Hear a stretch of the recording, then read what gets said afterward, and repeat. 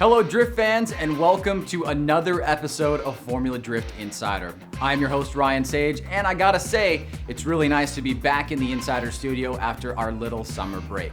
We have a great show for you today as we take a look back at arguably the most pivotal moment in Formula Drift history as far as changes in the championship are concerned. Now, if you recall, the vibe after round 4 at Wall Speedway was that Daigo Saito had all but locked up the championship. Drifting websites and commentators had written about how it would be near impossible for anyone to overcome the mounting lead that Daigo Saito had over the rest of the field. I mean, Daigo had a 62-point advantage over the second place points challenger in Vaughn Gittin Jr. And for anyone to take Daigo out of contention or to even move the needle just a little bit from his side would require Daigo to do extremely bad in coming rounds and for others to do extremely well. Even covering 62 points would have been a first ever in the championship at this time in the season. Then came Seattle. Round 5 at Monroe Speedway may be looked back at historically as one of the most important moments in Formula D history, as far as surmounting the biggest change in championship positioning ever. Now, to know what it takes to win a championship, or to even be in contention, it is widely held that drivers need to really make it out of the top 32. If one does get knocked out in the top 32 in any round of the year, it reduces that driver's chance of winning a championship to a very small percentage. We saw this with Dai Yoshihara this year, and the consensus was that he would no longer be a contender for the championship. Yet for Daigo Saito, he had almost had a shield of invincibility. He had been on the podium the past 2 rounds, and whenever he gets to the line, you're always worried for the other guy.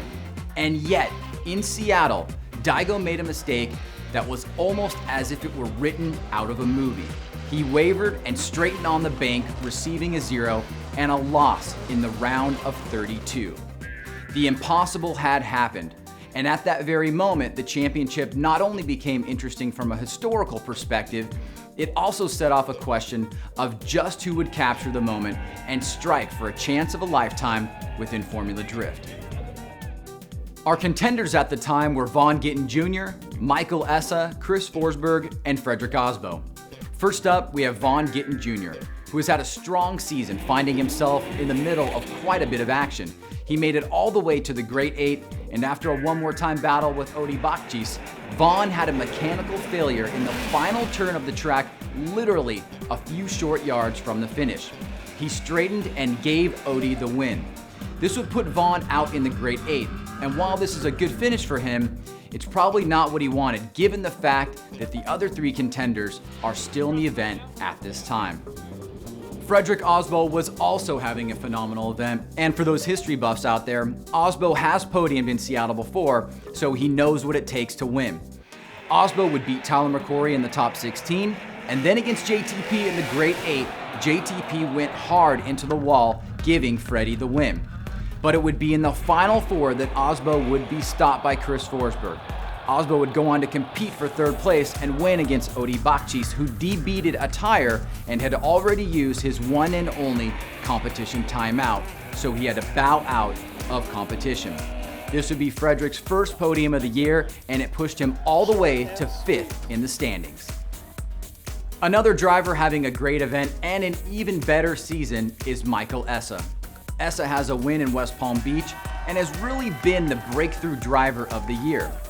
Essa would get through Pat Gooden, Ryan Cotto, Darren McNamara, Odi Bakchis, and then find himself in yet another final against who else but Chris Forsberg. Forsberg battled through Mira Oetrich, Matt Powers, Robbie Nishida, and Frederick Osbo to battle Michael Essa, and the duo would put on a great show in the finals, with both drivers having high points in their lead runs, but in the chase run by Michael Essa, Essa would have a large mistake off the bank and just give the edge to Chris Forsberg, who would take the win. Forsberg had done the impossible.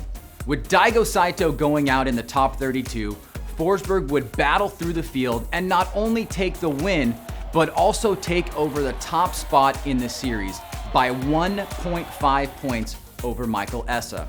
This would be Forsberg's first win of the season and would show why one of the hardest working guys in the sport and arguably the sport's purest drifter has what it takes to be our next and second only to Tanner Faust, two-time winner of a Formula Drift championship.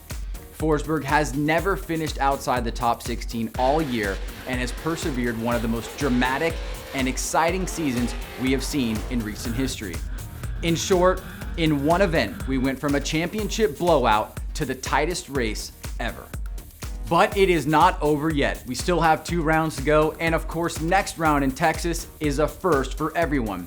Brand new track, no data for any teams, and at the most important time of the season, right before Irwindale. As we take a look at the championship leaderboard, you can see just how close this race is and why the next round will be so exciting to watch. Forsberg sits in first. 1.5 points behind is Michael Essa. Daigo drops to third, 3 points behind. Gittin in fourth, 21 points behind. And Frederick Osbo in fifth, 33.5 points behind. It is literally anyone's game. Well, that is it for this back-to-school episode of Formula Drift Insider. As always, you can like us on Facebook and follow us on Instagram and Twitter. And of course, you can always drop me a note right here. Till next time.